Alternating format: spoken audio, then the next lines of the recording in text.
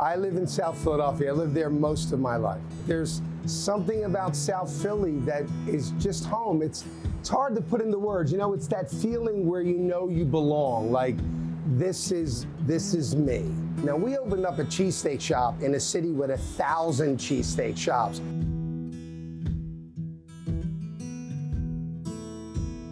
I've worked with a lot of great people, but my eldest son, Tony, was probably one of the greatest grill men I have ever met in my entire life.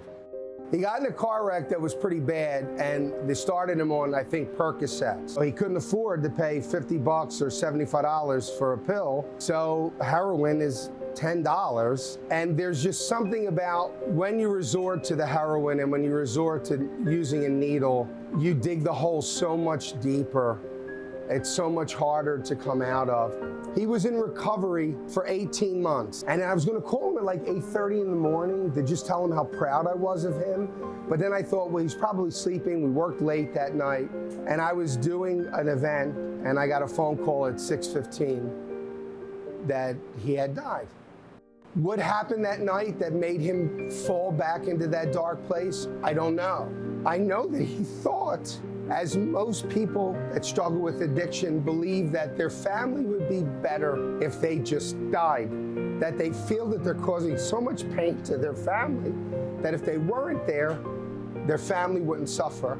So anyone who's looking at this, who is struggling with addiction, I'm telling you, your family is not better off without you.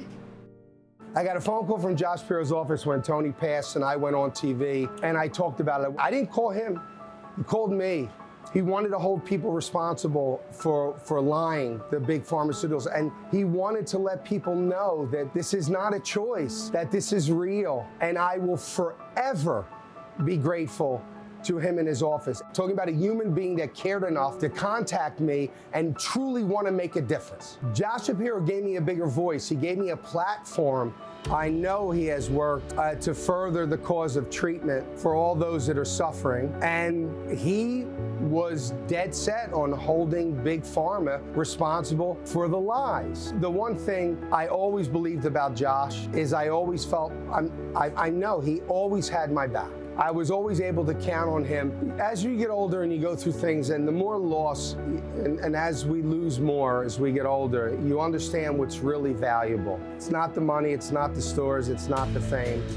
It's actually this moment right now. I can't go in the past and change it, but I can do what needs to be done in the present